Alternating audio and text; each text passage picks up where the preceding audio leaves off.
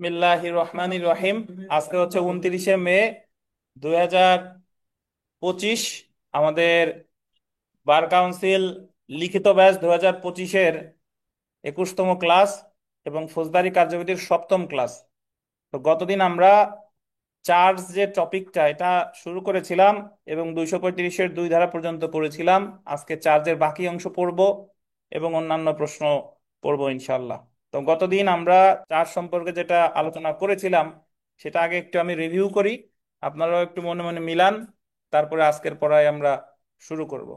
তো গতদিন আমরা পড়েছিলাম যে চার্জ কি। চার্জ হলো ফৌজদারি মামলার একটা গুরুত্বপূর্ণ স্তর। এই চার্জ দুইটা পর্যায়কে আলাদা করে। একটা মামলার চার্জের আগে, ফৌজদারি মামলার চার্জের আগে থাকে হচ্ছে অনুসন্ধান, চার্জের পরে হয় বিচার। এবং যখন কোনো মামলায় এক পক্ষ যেটা দাবি করে অপর পক্ষ যেটা অস্বীকার করে সেটার উপর ভিত্তি করে চার্জ গঠিত হয়। ফৌজদারি মামলায় একে বলে চার্জ, দেওয়ানি মামলায় একে বলে ইস্যু। এই চার্জ সম্পর্কে বিস্তারিত আলোচনা করেছে ফৌজদারি কার্যবিধির 221 থেকে 240 ধারা পর্যন্ত। তো পরীক্ষায় প্রশ্ন আসতে পারে চার্জ কি। এরপর প্রশ্ন আসতে পারে যে চার্জের অত্যাবশ্যকীয় উপাদান সমূহ আলোচনা করুন, মানে একটা চার্জের কি কি উপাদান থাকে। এখন মনে রাখবেন যে চার্জ গঠন করার দায়িত্ব হচ্ছে আদালতের, উকিল সাহেবরা কিন্তু চার্জ গঠন করেন না। এখন আদালত চার্জ গঠনকালে ওই চার্জে অপরাধের নাম থাকবে, অপরাধটা কোন আইনের কোন ধারার অনুসারে চার অপরাধটা হয়েছে সেটা থাকবে।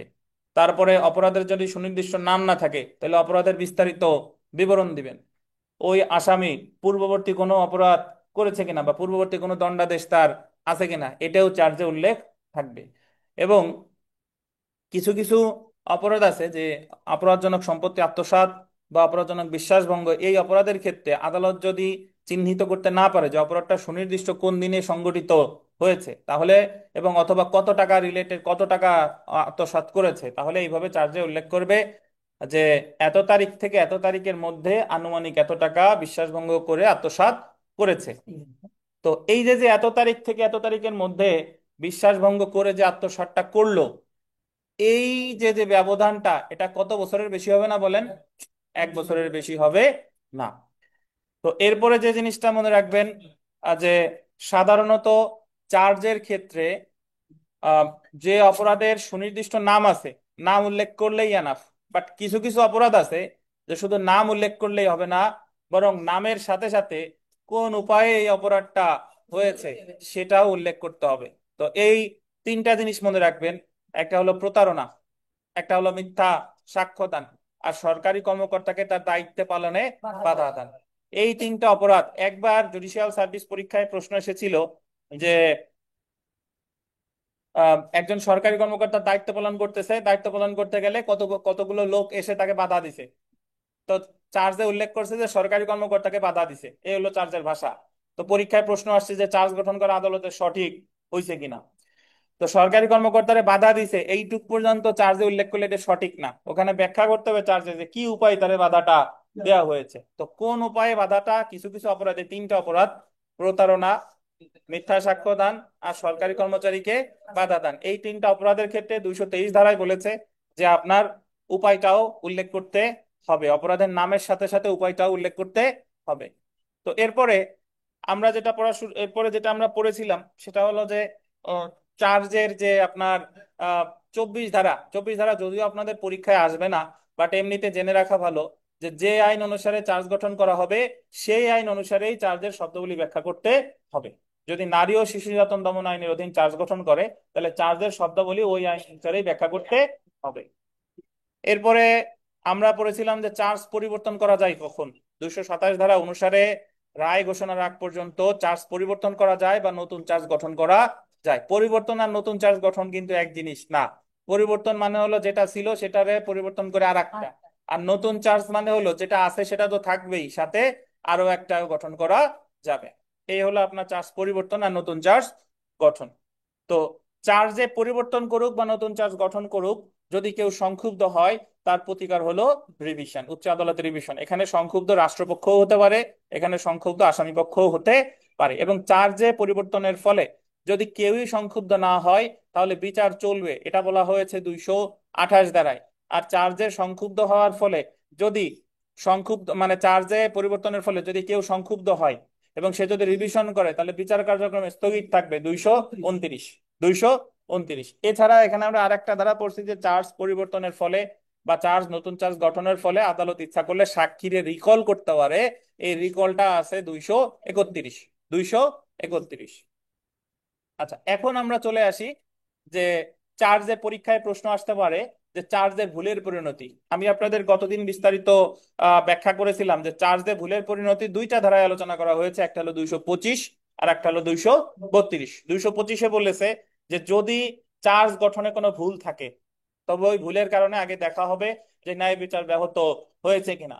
যদি চার্জ গঠনে ভুলের কারণে ন্যায় বিচার ব্যাহত না হয় তাহলে সেটা গুরুতর বলে বিবেচিত হবে না, অর্থাৎ ওই ভুল গুরুতর বলে বিবেচিত হচ্ছে না, ওই ভুলের কারণে ন্যায় বিচার ব্যাহত হচ্ছে না, সো ওটা চার্জ যেভাবে আছে এইভাবেই থাকবে, এই ভুলের কারণে কেউ তেমন কোনো ক্ষতিগ্রস্ত হয় নাই। তো এটা আমরা আসলে বুঝবো কিভাবে? ওখানে আমরা দুইটা উদাহরণ পড়েছিলাম, আপনাদের মনে আছে কিনা?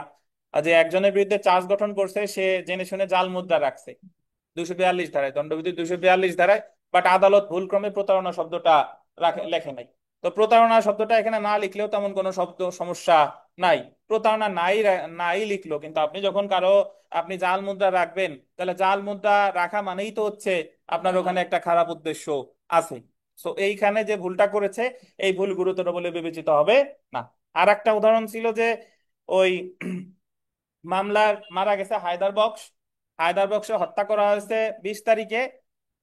মামলা চার্জ গঠনের আগ পর্যন্ত সব জায়গায় চার্জশিট বলেন, যে জায়গায় পোস্টমর্টেম বলেন, সব জায়গায় নাম হায়দার বক্সই আছে এবং তারিখ ওটাই আছে, কিন্তু চার্জ গঠনের সময় আদালত ভুল করে হায়দার বক্সের জায়গায় লিখে ফেলছে খোদা বক্স, আর তারিখটা একদিন পরে হয়ে গেছে। তো যখন ওই আসামিকে সাজা দেওয়া হলো তখন আসামি আপিল আদালতে গিয়ে বলতেছে যে অনার, আমি তো খোদা বক্সে হত্যা করি, আমি তো আমার মামলা তো খোদা বক্সের ছিল না, সো আমার এই যে যে সাজা দিছে এই সাজাটা অবৈধ। তখন আদালত বলবে ঠিক আছে, তোমার খোদা বক্সের কথা যদিও বিচারক চার্জে লিখছে, বাট তুমি তো একটা হত্যা মামলারই আসামি, এটা তো স্বীকার করো, এবং মামলা শুরু থেকে তো সেটা সেই জায়গায় হায়দার বক্সই আছে, তাই এখানে নিতান্তই এটা একটা ভুল হয়ে গেছে বিচারক, এই ভুলের কারণে তুমি বিভ্রান্ত যে হইছো এটা মেনে নেওয়া যাবে না, সো এখানে এই ভুল গুরুতর বলে বিবেচিত হবে না। এটাই হলো 225। তো এছাড়া আমরা 232-এ পড়েছি যে যদি চার্জে ভুল থাকে এবং চার্জে ভুলের কারণে যদি ন্যায় বিচার ব্যাহত হয়, ন্যায় বিচার ব্যাহত হয় তাহলে সেটা গুরুতর বলে বিবেচিত হবে। এখন আমাদের এই যে যে 232 ধারায় বলা হয়েছে যে আপিল আদালত বা high court division while exercising divisional power, that means appeal আদালত অথবা হাইকোর্ট ডিভিশন তার ডিভিশন ক্ষমতা প্রয়োগকালে এই যে যে যে চার্জ গঠন করে তার সাজা দিছে, যদি মনে করে যে এই চার্জে গুরুতর ভুল আছে তাহলে ওই চার্জ তিনি বাতিল করে নতুন করে বিচারের নির্দেশ দিতে পারে। চার্জ বাতিল মানে হলো ওই চার্জ অনুসারে যদি কোনো শাস্তি দিয়ে থাকে সেটা কোয়াশ করে দিবে। কোয়াশ মানে হচ্ছে বাতিল। তাহলে এখন গতদিন একজন প্রশ্ন করেছিলেন যে স্যার গুরুতর ভুল আছে কিনা এটা আমি বুঝবো কেমনে? এটা ওই যে হায়দার বক্স খোদা বক্সের উদাহরণে আবার যাই, যে একজন ব্যক্তি করিম একজন ব্যক্তি সে প্রথমে হত্যা করছে হায়দার বক্সে 20 জানুয়ারি, এবং 21 জানুয়ারি হত্যা করছে খোদা বক্সে। পরে জানা গেল যে খোদা বক্স তারে ওই যার হায়দার বক্সে হত্যার জন্য খোদা বক্স তাকে গ্রেফতারের চেষ্টা করতেছিল। পরে করিম খোদা বক্সেও হত্যা করছে। এখন মামলার বিচার হয়েছে খোদা বক্সের, মানে পরে যারা হত্যা করছে তার হত্যা মামলার বিচার হয়েছে, কিন্তু ওই মামলায় যারা সাক্ষ্য প্রদান করছে তারা সবাই হায়দার বক্স হত্যা মামলার সাক্ষী।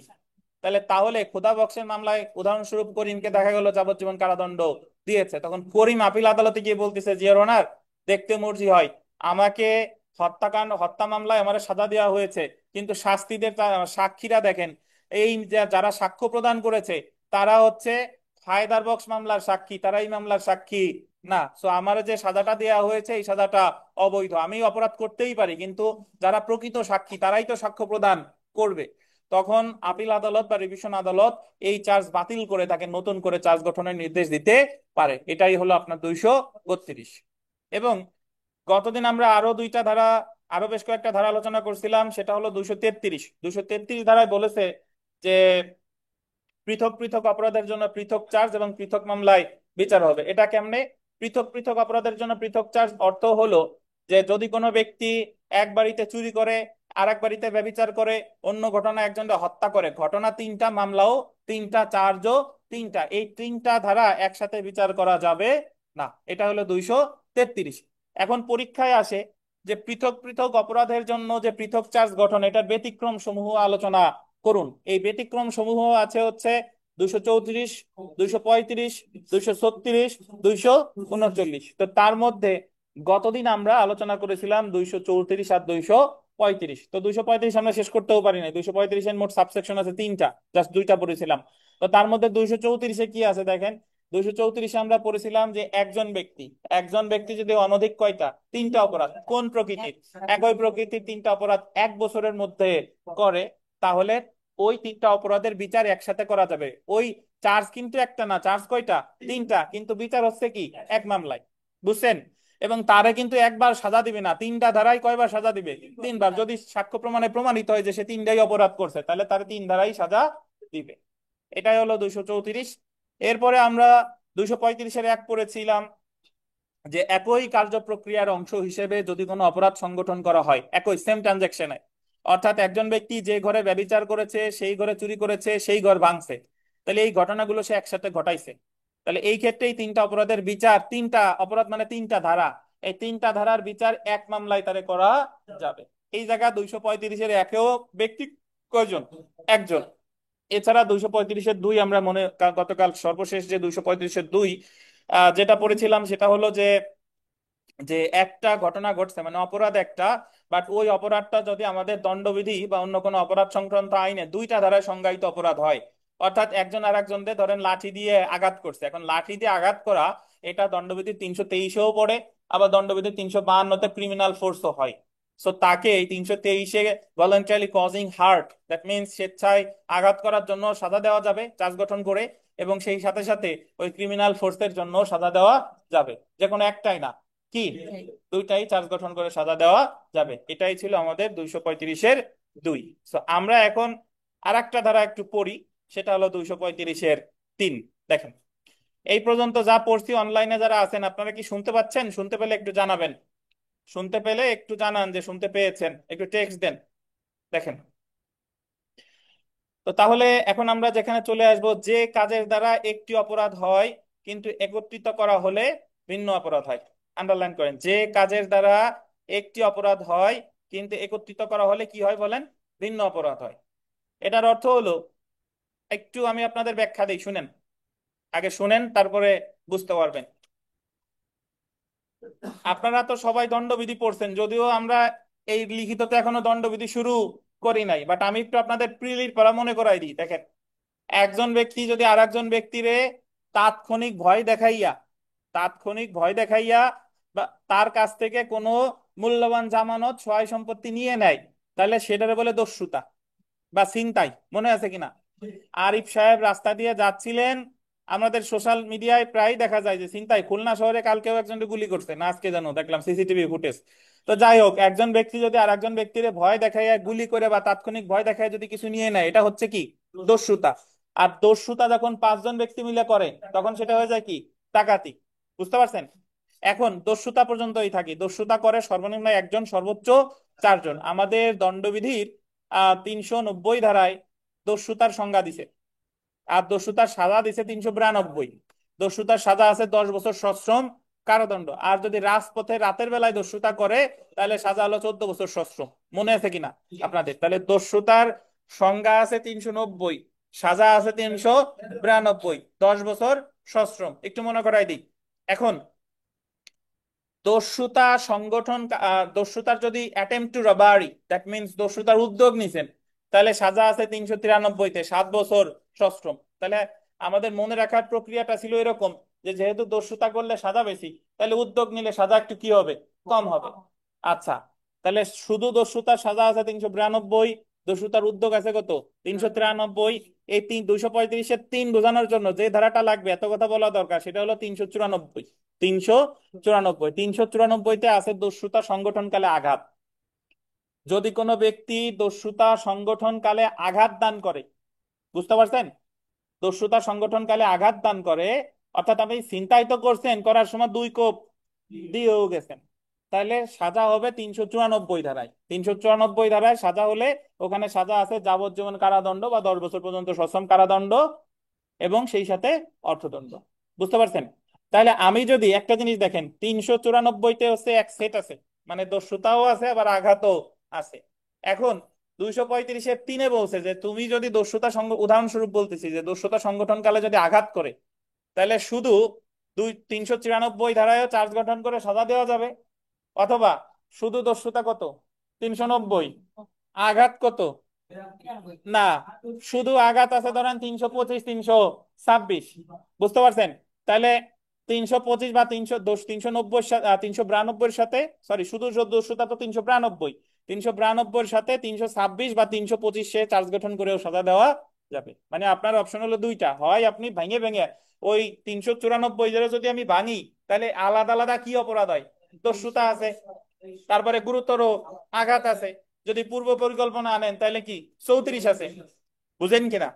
আর যদি মনে করেন যে না আমি ভাঙবো না, তাহলে শুধু কত 394। বুঝেন কিনা? তাহলে যখন একাধিক কাজের সমষ্টির মাধ্যমে একটা অপরাধ সংগঠিত হয়, তাহলে আপনি ওই একটা অপরাধের জন্য যে বড় যে অপরাধ ওইটার জন্য সাজা দিতে পারেন, অথবা কি আপনি ভেঙে ভেঙে চার্জ গঠন করেও আদালত সাজা দিতে পারে। দুইটাই বৈধ, কোনোটাই অবৈধ না। এবার বইয়ের ভাষা পড়ি, দেখেন প্যাচের কথা একটু পড়ি। 235-3 ধারা অনুসারে কতকগুলো কাজের মধ্যে একটি কাজ যদি আন্ডারলাইন করেন এককভাবে, একটি কাজ কিভাবে বলেন, এককভাবে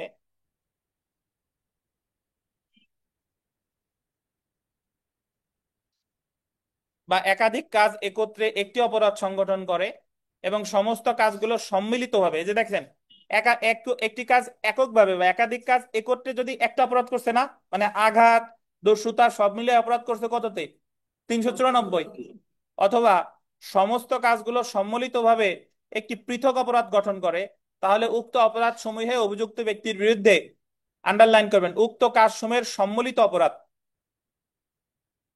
উক্ত কাজ সমূহের সম্মিলিত অপরাধ মানে সবগুলো কাজের মাধ্যমে হয়েছে কত 394, তাহলে আপনি শুধু 394-তে চার্জ গঠন করতে পারবেন। বুঝছেন?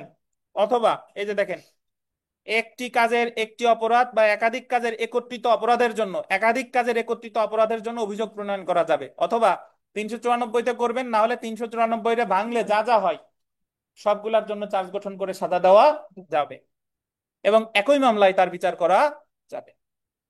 তাহলে আমরা এখানে একটা উদাহরণ আছে, উদাহরণটা একটু পড়ে ফেলি, দেখেন যে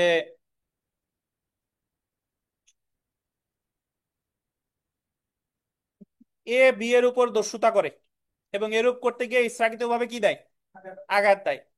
একে দণ্ডবিধি 323, 392 এবং 394 ধারা অপরাধের জন্য পৃথক পৃথক ভাবে দণ্ডিত করা যাবে। এটা ভাষাটা এইভাবে লিখেন, মানে একে দণ্ডবিধির 323, 392 বা এটা এবং কেটে বা লেখেন, তাহলে আপনাদের বুঝতে সুবিধা হবে, বা 394 ধারার অধীন অপরাধের জন্য পৃথক পৃথক ভাবে অভিযুক্ত দণ্ডিত করা যাবে।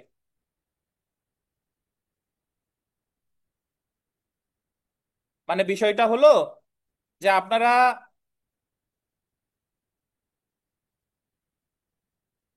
চটপটির ভিতরে কি কি কি কি থাকে বলেন? ডিম থাকে, আলু থাকে, সালাদ থাকে, ফুচকা থাকে নাকি, কখনো কখনো চপ টপও থাকে। তাহলে আপনি যখন সবগুলো মিলাই খাচ্ছেন তাহলে হয়ে যাচ্ছে 394। বুঝছেন? আর যদি মন চায় যে না আমি আলাদা আলাদা খাবো, যখন আপনি বাসাতে দোকান থেকে বাসায় কিনে নিয়ে আসতেছেন, তাহলে তাহলে কিন্তু সবগুলো একসাথে মিক্সড করে দিচ্ছে না, তাহলে ফুচকা আলাদা দেয়, টক আলাদা দেয়, ডিম বা চপ আলাদা দেয়, ডালটা আলাদা দেয়। অথবা আপনি বলতে পারেন যে আমি আলাদা আলাদাও আনবো, তাহলে তুমি সব একসাথে মিক্সড করে দাও, বাসায় যাই একবারে আমি খাবো। এই কথাটা হলো 235-3। আবার চটপটির উদাহরণ কেউ দিয়েন না, এটা হলো আপনাদের বোঝানোর স্বার্থে বলা। বুঝতে পারছেন? 3 আর 2 সিমিলার, 235-2 আর 3 কি এক মনে হয় আপনাদের?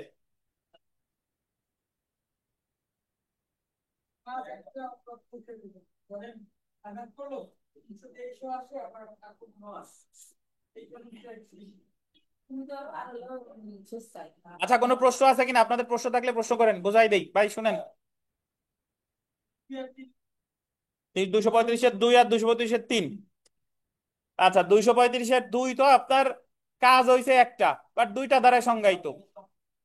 আর এই জায়গায় কাজ একটা, কিন্তু এই কাজটারে যদি আপনি আলাদা আলাদা করে ভাবে ভাঙেন, তাহলে অনেকগুলো অপরাধ হয়। বুঝতে পারছেন? আর সবগুলো মিলাইলে হয় একটা, কিন্তু 235-এর 2 সবগুলো মিলাই কিন্তু একটা হয় না। ওই জায়গায় কিন্তু দুইটাই থাকে, একটা হলো 323 থাকে আর একটা হলো 352 থাকে। বুঝছেন?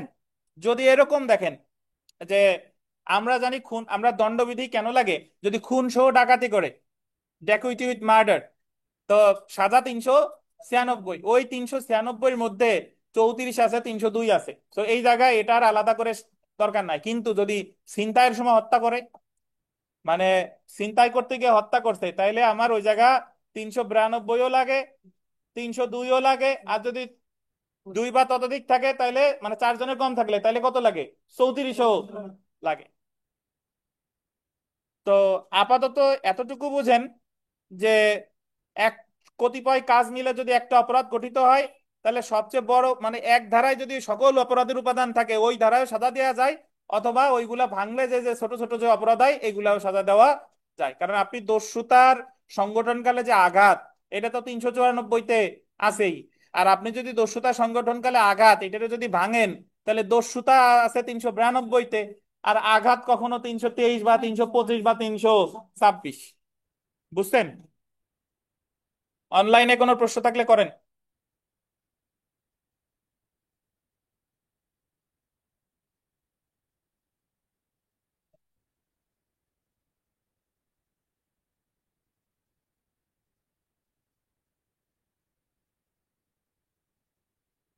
কোনো প্রশ্ন আছে অনলাইন অফলাইন আপনাদের?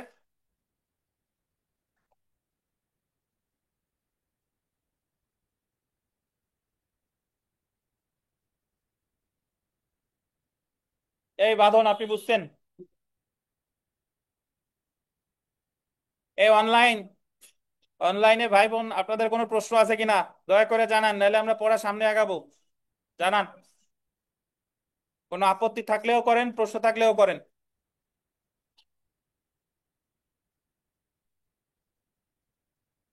আপনারা কথা কি শুনতেছেন এটা আমার একটু জানান, জি লিখে জানান কথা শুনতেছেন কিনা, একটু জানান।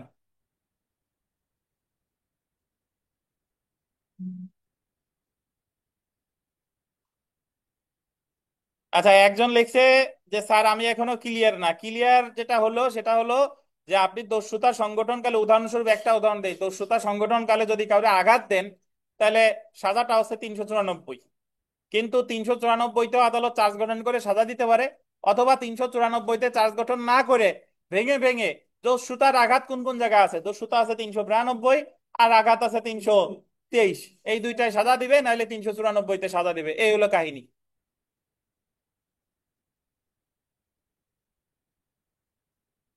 আপনি আর কতভাবে উদাহরণ দেওয়া যায় দেখেন।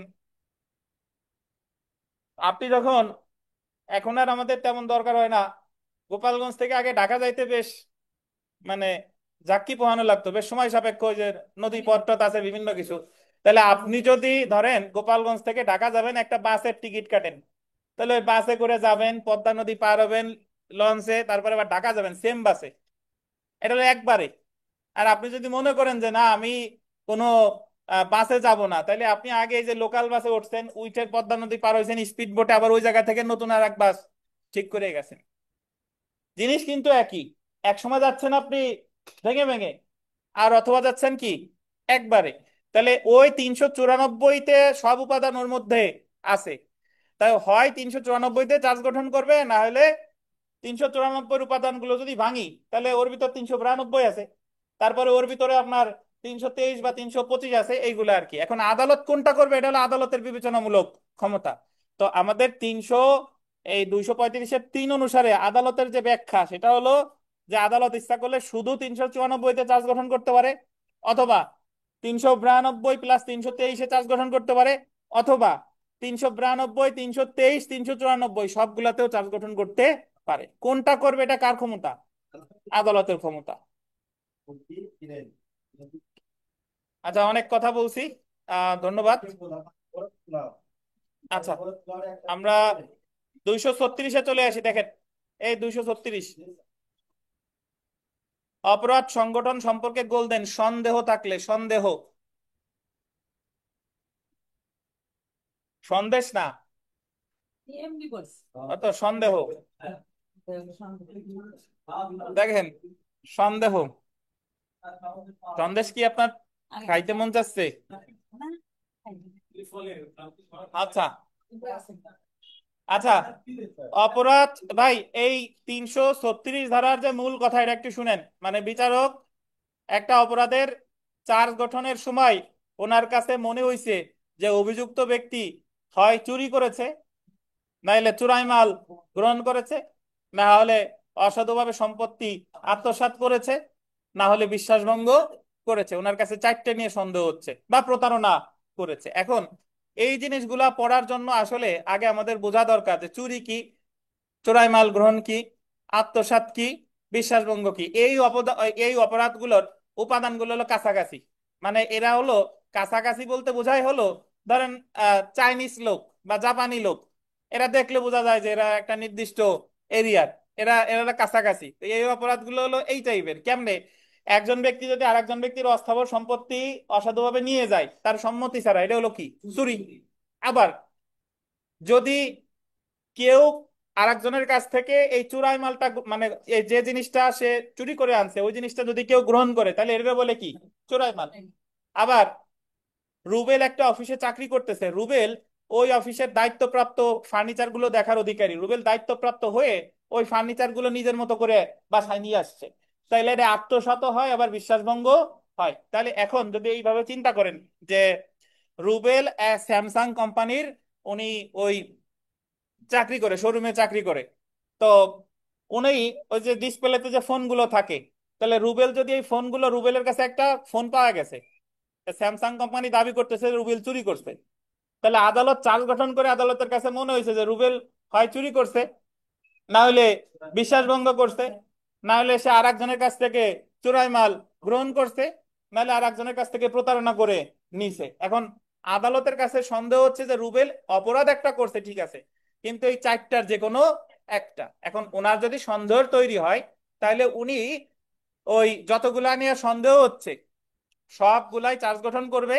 অথবা যে কোনো একটাই। অর্থাৎ যদি মনে হয় যে রুবেল চুরি করেছে, নাকি চোরা মাল গ্রহণ করেছে, নাকি বিশ্বাসভঙ্গ করেছে, নাকি প্রতারণা করেছে, তাহলে ওই চুরি, চোরাই মাল, বিশ্বাসভঙ্গ, প্রতারণা, এই চারটা ধারায় রুবেলের বিরুদ্ধে চার্জ গঠন করবে, অথবা কি যে কোনো একটা। তবে কথা আছে ভাই, চারটায় চার্জ গঠন করেন না, আপনি গঠন করছেন কি যে কোনো একটাই। এখন ওই একটাই, ধরেন চুরির চার্জই গঠন করছে, আদালতের কাছে কিন্তু সুযোগ ছিল চুরির সাথে সাথে বাকি তিনটাও চার্জ গঠন করা, কিন্তু চার্জ গঠন করছে যে কোনো একটাই। তাহলে এই ক্ষেত্রে এই একটার বিচার যখন শেষ হয়ে যাবে, পরে যদি আদালতের কাছে মনে হয়, বা পরে যদি ওই মোবাইলের ওনার যদি মামলা করে যে না সে চুরি করে নাই, সে আসলে প্রতারণা করে নিছিল, তাহলে তার বিরুদ্ধে ওই বাকি তিনটা অভিযোগে আর নতুন মামলা করলে সেটা ডকট্রিন অফ ডাবল জিওপার্টি 403 ধারা বারিত হবে। অর্থাৎ যদি আদালতের সুযোগ থাকে, প্রথমেই যতগুলো নিয়ে সন্দেহ হচ্ছে সবগুলো নিয়ে চার্জ গঠন করতে হবে, অথবা যে কোনো একটা। তবে যদি একটা নিয়ে চার্জ গঠন করে, তাহলে বাকিগুলোয় তারে আর পরবর্তীতে সাজা দেওয়া যাবে না। বুঝতে পারছেন?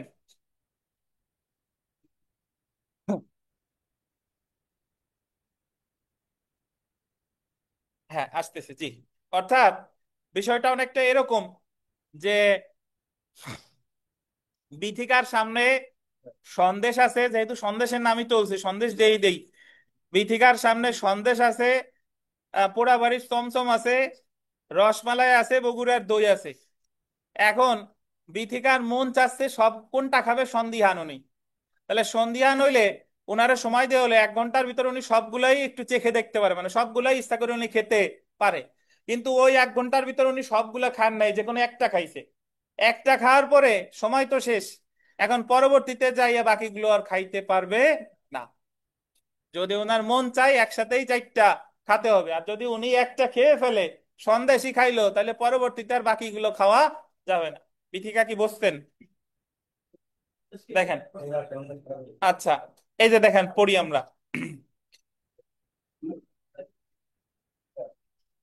এই এদিকে আসেন, মিতাই যে বসার জায়গা আছে দেখেন।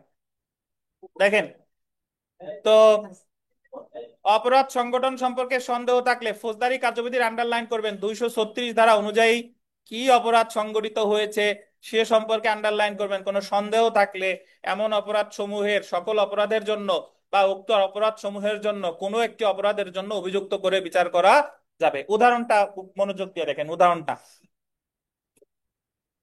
ক, একটি কাজের জন্য অভিযুক্ত হয়েছে।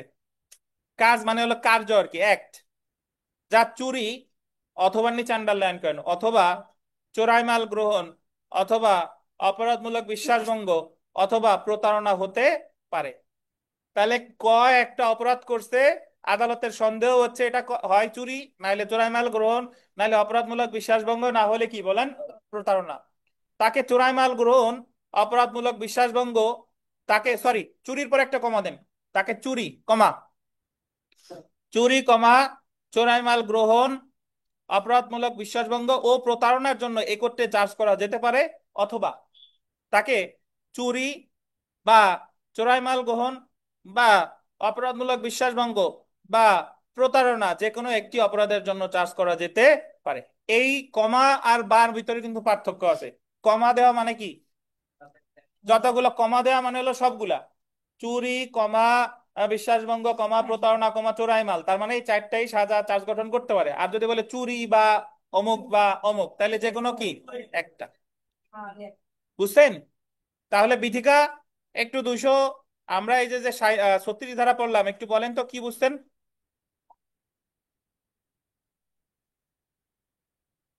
অনেকগুলো অপরাধ ছাড়। এখন অনেকগুলো অপরাধের ভিতর যদি আহ, আমার যদি বিচার যদি সবগুলো একসঙ্গে চার্জ গঠন করে বিচার করে, তাহলে করতে পারবে। আর যদি ওই সবগুলোর মধ্যে যে কোনো একটা করে, তাহলে একটাই করতে পারবে। আর পরবর্তীতে ওই যে বাকিগুলো ওইগুলো বিচার করতে পারবে। আরিফ সাহেব কি একমত?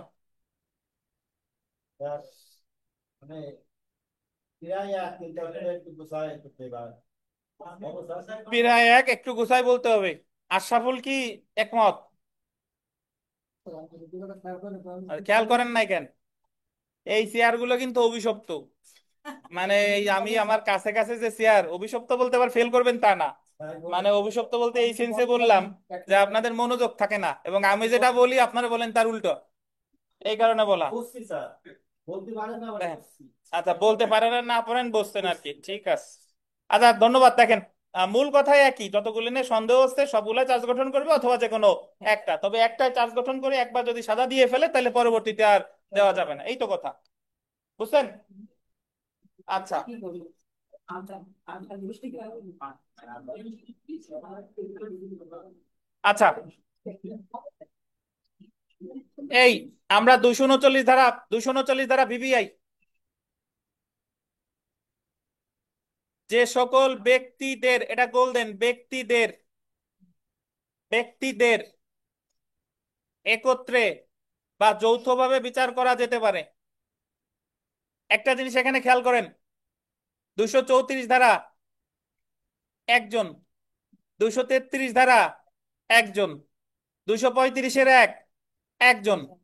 বাট যদি এরকম হয় যে একাধিক ব্যক্তি মিলে অপরাধ করছে, তাহলে তাদের চার্জ একসাথে গঠন করে যে বিচার, ব্যক্তিদের বললেই চলে আসবে 239। দেখেন, ফৌজদারি কার্যবিধির 239 ধারা অনুযায়ী গোল দেবেন 7 শ্রেণীর, 7 শ্রেণীর ব্যক্তিদের একত্রে বা যৌথভাবে বিচার করা যেতে পারে। কয় শ্রেণীর? 7 শ্রেণীর। তো 7 শ্রেণী কারা কারা, আপনারা যদি বুঝে বুঝে পড়েন তাহলে এই জিনিস মনে রাখা খুব সহজ। দেখেন, আমি প্রথমে প্রতিটার জিনিসের ব্যাখ্যা দিই। দেখেন, একই কার্য প্রক্রিয়ায়, এটা আন্ডারলাইন করেন, একই কার্য প্রক্রিয়ায় সংগঠিত, একই কার্য প্রক্রিয়া মানে হলো একসাথে, একই কার্য প্রক্রিয়া মানে কি, একসাথে, একই অপরাধ, গোল্ডেন মানে অপরাধ কয়টা, একটা। তাহলে একসাথে কয়টা অপরাধ, একটা, জন্য অভিযুক্ত গোল্ডেন ব্যক্তিদের একত্রে বিচার করা যেতে পারে। এই কথাটার অর্থ কি, একই কার্য প্রক্রিয়া মানে এক সময়ে একই অপরাধ, মানে অপরাধ কয়টা, একটা। এই অপরাধটা যদি কয়জনে মিলে করে, একাধিক ব্যক্তি, তাহলে তাদের বিচার একসাথে করা যাবে। ধরেন 10 জনে মিলে একজনকে হত্যা করছে, তাহলে এই জায়গায় অপরাধ কি, হত্যা না? তাহলে এই হত্যা, 10 জনের বিরুদ্ধে 10টা মামলা করার দরকার নাই, এই 10 জনের বিচার এক মামলায় করা যাবে। এটা হলো 239-এর এক। বুঝছেন?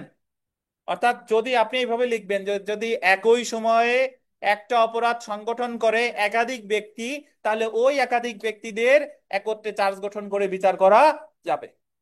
বুঝছেন? আচ্ছা, এখন দেখেন 2 নাম্বার। কোন অপরাধে অভিযুক্ত ব্যক্তি, আন্ডারলাইন করেন, অপরাধে অভিযুক্ত ব্যক্তি এবং অপর সহায়তায় অভিযুক্ত ব্যক্তিগণ বা এমন অপরাধ সংগঠনের প্রচেষ্টাকারী ব্যক্তিদের একত্রে বিচার করা যেতে পারে। এটার অর্থ আসলে কি? যে কোন অপরাধে অভিযুক্ত ব্যক্তি, অভিযুক্ত ব্যক্তি মানে হলো যে আরিফ সাহেব হত্যা করেছে, উনি হলো আসামি, আর উনারে প্ররোচনা দিয়েছে ধরেন বিথিকা। তাহলে এই জায়গা বিথিকা সরাসরি হত্যা করে নাই, কিন্তু অপরাধী হচ্ছে আরিফ, আর আরিফরে প্ররোচনা দিছে কি? বিথিকা। তাহলে এই প্ররোচনাকারী আর অভিযুক্ত ব্যক্তি দুইজনের বিচার একসাথে করা যাবে, দুইজনের বিরুদ্ধে আলাদা আলাদা দুইটা মামলার প্রয়োজন নাই। এই যে দেখেন, যেমন খুন সংগঠনকারী বা খুনের সহায়তাকারী ব্যক্তিদের একত্রে চার্জ গঠন করে একত্রে বিচার করা যেতে পারে দণ্ডবিধির 302 এর সাথে কত ধারা? 302 এর সাথে 109 ধারা। তাহলে আমি, আপনারা এইভাবে মনে রাখেন যে একই সময়ে একটা অপরাধ করছে একাধিক ব্যক্তি, একসাথে বিচার করা যাবে। এক, অপরাধ যে করেছে, অপরাধে যে সহায়তা করেছে, দুইজনের বিচার একসাথে করা যাবে। 239-এ কত? 2। তারপরে দেখেন, ফৌজদারি কার্যবিধির আন্ডারলাইন করবেন 234 ধারা অনুযায়ী 12 মাসের মধ্যে যৌথভাবে সংগঠিত একই ধরনের গোল দেন, একই ধরনের একাধিক অপরাধে গোল দিবেন অভিযুক্ত ব্যক্তিদের একত্রে বিচার করা যেতে পারে। কেউ কথা বলবেন না, যারে প্রশ্ন করবো সে উত্তর দিবেন। তানভীর, গতকাল আমরা 234 ধারা পড়ছি, বলেন তো 234 ধারায় কি আছে? এটা আছে যে একই ব্যক্তির হ্যাঁ, ভিন্ন ভিন্ন অপরাধকে একসাথে বিচার করা যাবে। কেমনে? উদাহরণ দেন। মানে একই ব্যক্তি যদি 12 মাসের মধ্যে হুম, ভিন্ন ভিন্ন 3টি অপরাধ ভিন্ন ভিন্ন অপরাধ মানে কিরকম? কিরকম অপরাধ? করতে- হ্যাঁ, বলেন। একই ধরনের অপরাধ, বলেন না, ওনার বলতে দেন। যে একই পরীক্ষার হলে তো একই ওনারা কেউ বলবে না নেই। So, মস্তিষ্ক করে কাজে লাগাইতে দেন, বলেন। মানে একই ব্যক্তি কর্তৃক 1 বছরের মধ্যে ভিন্ন ভিন্ন একই প্রকৃতির সর্বোচ্চ 3টি অপরাধ একসাথে বিচার করা। একই প্রকৃতির অপরাধ মানে কেমনে? একটু উদাহরণ দেন। একই প্রকৃতির অপরাধ যেমন হচ্ছে, ওখানে উদাহরণ দেওয়া হচ্ছিল হচ্ছে ওই যে গৃহে চুরি অথবা চুরি। আচ্ছা, গৃহে চুরি হোক, আর চুরি হইলে চুরি, দস্যুতা হইলে দস্যুতা, খুন হইলে খুন, ধর্ষণ হইলে ধর্ষণ, মানে তিনটা অপরাধ হতে হবে কি? একই একই একই নেচারের। তাহলে সেই ক্ষেত্রে ওই ব্যক্তির তিনটা অপরাধের বিচার একই মামলায় করা যাবে। তো তাহলে তানবীর, এই যে যে 3 নাম্বার পয়েন্ট আমি আন্ডারলাইন করাইছি, 3 নাম্বার পয়েন্টটা পড়েন, বলেন যে 234-এর সাথে এই 239-এর 3-এর পার্থক্য কি বলেন। কেউ বলবেন না, ওনারে বলতে দেন। 234-এর সাথে 239-এর এই যে যে 3, এখানে এটার হচ্ছে পার্থক্য কি?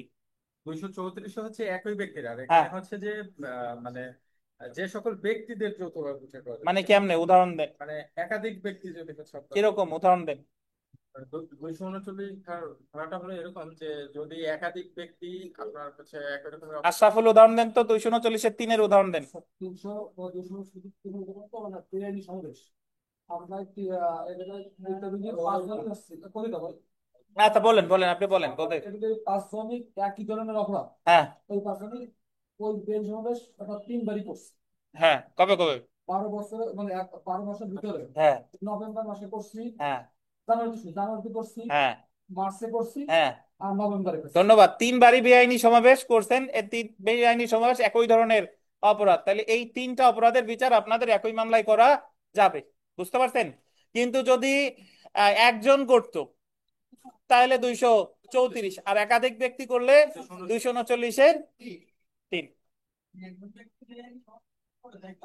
একজনের কথা উনি কখনো নাই, দেখেন। আচ্ছা।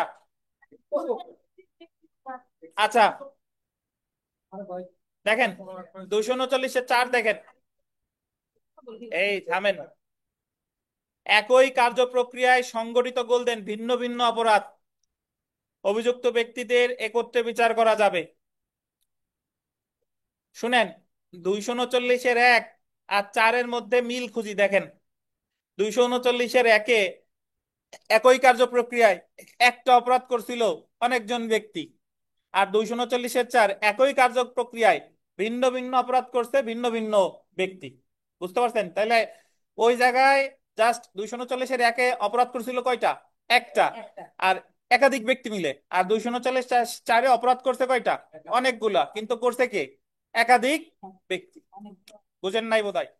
ওই যে একটু আগে বলছিলাম যে 10 জন ব্যক্তি মিলে একজনকে হত্যা করছে, তাহলে এটা হলো 239-এর এক। আর 10 জন ব্যক্তি মিলে একজনের ঘরে গিয়ে ডাকাতি করছে, ধর্ষণ করছে, ঘর জ্বালাই দিছে, চুরি করছে, যা যা করা যায় সবকিছু করছে, তাহলে তাদের একসাথে বিচার করা যাবে। এটা হলো 239-এর কত? 4। হ্যাঁ। 239-এর 4। বুঝছেন? তাহলে আবার আমি মনে করাই দিই, দেখেন 239-এর এক কেমনে মনে রাখবো? একই কার্য প্রক্রিয়ায় একটা অপরাধ করছে একাধিক ব্যক্তি, 239-এর এক। অপরাধ যে করে অপরাধে যে প্ররোচনা দেয়, 239-এর 2। একাধিক ব্যক্তি 12 মাসের মধ্যে একই ধরনের অনধিক 3টা অপরাধ করলে তাদের বিচার একসাথে করা যাবে, 239-এর 3। একাধিক ব্যক্তি একই কার্য প্রক্রিয়ায় একাধিক অপরাধ করলে তাদের বিচার একসাথে করা যাবে, 239-এর কত? 4। অনেকগুলো। আচ্ছা, প্যাচ লাগে না, আপনাদের মনে রাখার জন্য বুঝাচ্ছি, নাহলে তো আপনি না বুঝে অন্ধের মতো মুখস্থ করতেন। দেখেন 5 নাম্বার পড়ি। যখন কোনো এক ব্যক্তি চুরি, বলপূর্বক গ্রহণ বা অপরাধমূলক বিশ্বাস ভঙ্গ হয়ে গেছে, ভঙ্গ করেন। যখন কোনো এক ব্যক্তি চুরি, বলপূর্বক গ্রহণ বা অপরাধমূলক বিশ্বাস ভঙ্গ অপরাধে অভিযুক্ত এবং অন্য ব্যক্তি চোরাই মাল গ্রহণ করেছে বা দখলে রেখেছে, সেই ক্ষেত্রে দুই ব্যক্তিদের একত্রে বিচার করা যাবে। এটার অর্থ হলো, আমরা একটু আপনাদের মনে করায় দিই, আমরা যখন দণ্ডবিধি পড়বো তখন জানবো যে দণ্ডবিধির 410 ধারায় বলেছে 5 ধরনের অপরাধ সংগঠন করে যদি কোনো সম্পত্তি লব্ধ করা হয়, লাভ করা হয়, তাহলে সেটাকে বলে চোরাই মাল। কি কি? চুরি, তারপরে আপনার এক্সটর্শন মানে হলো বলপূর্বক গ্রহণ, তারপর হলো রবারি বা ছিনতাই বা দস্যুতা, এরপরে আসতে হলো অর্থ আত্মসাৎ বা অসৎভাবে অর্থ আত্মসাৎ, আর হলো অপরাধমূলক বিশ্বাসভঙ্গ। এই 5টা অপরাধ করে যদি কোনো সম্পত্তি লাভ করা হয় তাহলে সেটাকে বলে চোরাই মাল। এখন একজন ব্যক্তি চুরি করে সে আমাদের গোপালগঞ্জের কেরামত প্লাজার একটা দোকানে মোবাইল বিক্রি করে দিছে, এবং যে কেরামত প্লাজার যে দোকানদার এই সেকেন্ড হ্যান্ড মোবাইলটা কিনছে সে জানে যে সে যার কাছ থেকে ক্রয় করতেছে সে একজন চোর, এবং সে জেনে শুনেই চোরাই মালটা ক্রয় করেছে। এখন পুলিশের কাছে যার মোবাইল হারাইছে সে যদি মামলা করে এবং তদন্তের স্বার্থে উঠে আসলো যে অমুক চুরি করেছে আর অমুক জেনে শুনেই চোরাই মাল গ্রহণ করেছে, তাহলে এই দুইজনের বিচার একই মামলায় করা যাবে, আলাদা আলাদা দুইটা মামলায় প্রয়োজন নাই। এটা হলো 239-এর কত? 5। তারপরে দেখেন, যে ব্যক্তি দণ্ডবিধির 411 ও 414 ধারা অনুযায়ী চোরাই মালের জন্য অভিযুক্ত এবং যে অপরাধের দ্বারা উক্ত মালের দখল হস্তান্তর করা হয়েছে, এমন অপরাধদ্বয় একত্রে বিচার করা যাবে। 411-তে আছে হলো চোরাই মালের দখল গ্রহণ, আর 414-তে আছে চোরাই মাল লুকিয়ে রাখতে সাহায্য করা। কি বলেন?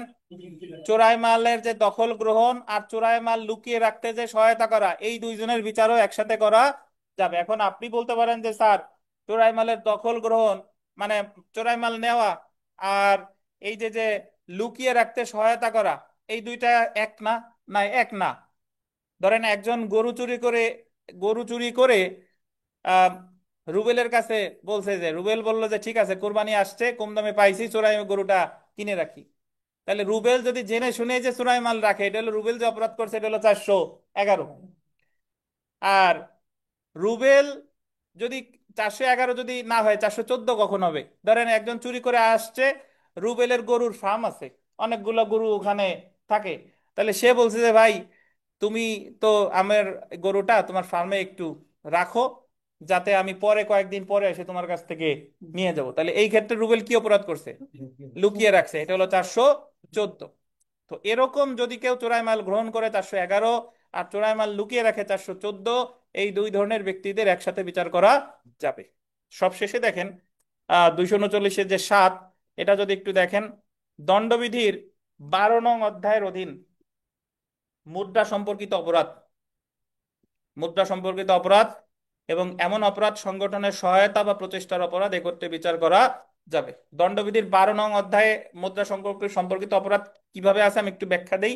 আমরা প্রিলিতে বারবার পড়ছি, ওই 230-এ আছে মুদ্রার সংখ্যা মানে সংজ্ঞা, ফারুকাবাদ মুদ্রা এক ধরনের মুদ্রা, মনে আছে? বহুবার পড়ছি।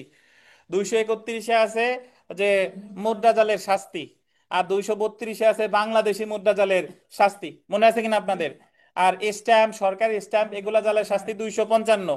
আর জাল জেনেও স্ট্যাম্প ব্যবহার করা 260। তাহলে এই ধরনের অপরাধ যে করে আর এই ধরনের অপরাধের প্ররোচনা যে দেয় তাদের একই সাথে বিচার করা যাবে। এটা হলো 239-এর 7। বুঝতেন? মুখস্থ তো করা লাগে না, এমনিই তো পারা উচিত। আমি তো কোনোদিন আপনাদের কিছু মুখস্থ করতে বলি নাই, হৃদয় দিয়ে অনুভব করেন। দেখেন, যে বিষয়টা হলো সেটা হলো যে প্রথমে আবার 7টা বলে দিই। 7টা, 7টা না কিন্তু, একটা হলো সয় আকার আর ত, হ্যাঁ। আর একটা হলো শয় আকার আর দ, আর একটা হলো দন্তন্য শয় আকার আর ধ। তো উচ্চারণ একই রকম শুনতে পারে। যাই হোক, শুনেন 7টা কি কি আছে। একটা হচ্ছে যে আপনার যে একই কার্যপ্রক্রিয়ায় একটা অপরাধ করছে একাধিক ব্যক্তি, তাদের বিচার একসাথে করা যাবে, এটা হলো এক। 239-এর 1।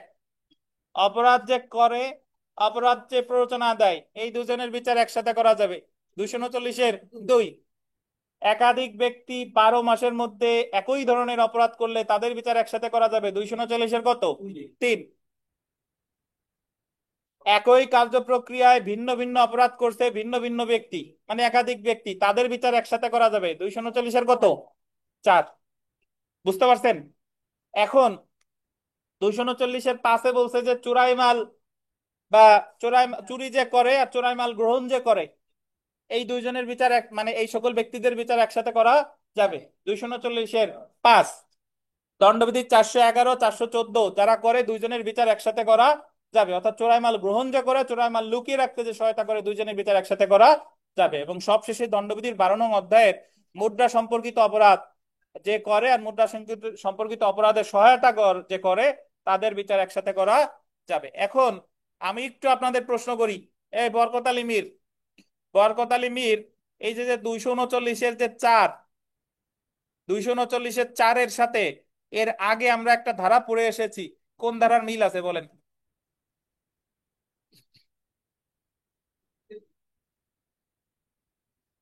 কেউ কথা বলবেন না? 233 আর কি কিছু বলবেন নাকি 33-এই থাকবেন? সবাই দেখেন, আমি যারা জিজ্ঞেস করবো সে উত্তর দেন, অনলাইনেও যারা আছেন দেখেন।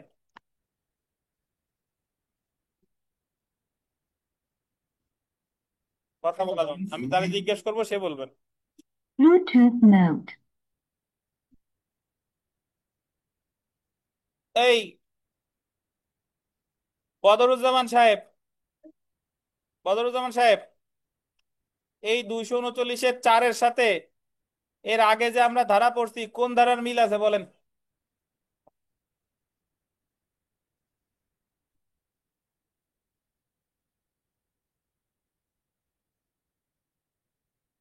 অনলাইনে কেউ পারবেন? অনলাইনে কেউ কোনো ভাই বোন পারবেন বলেন?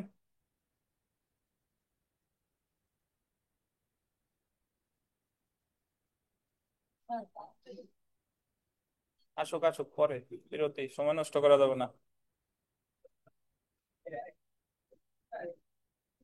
239-এর যে 4 যেটা আমরা পড়লাম, এটার সাথে কোন ধারার মিল আছে এর আগের? 235-এর 1। 235-এর 1, 235-এর 1 ছিল একই কার্যপ্রক্রিয়ায় একাধিক অপরাধ করছে একজন ব্যক্তি। আর এখানে হলো একই কার্যপ্রক্রিয়ায় একাধিক অপরাধ করছে কয়জন ব্যক্তি? একাধিক ব্যক্তি। বুঝতে পারছেন? তাহলে 234-এর সাথে মিল আছে 239-এর 3-এর। আর 235-এর 1-এর সাথে মিল আছে 239-এর কত? 4-এর।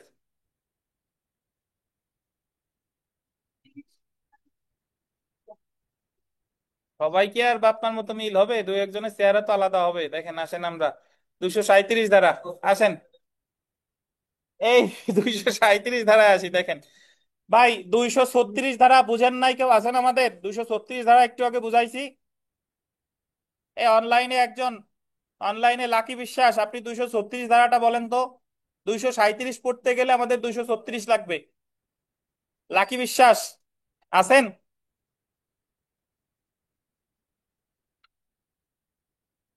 আনমিউট করে দিছি, লাকি বিশ্বাস বলেন।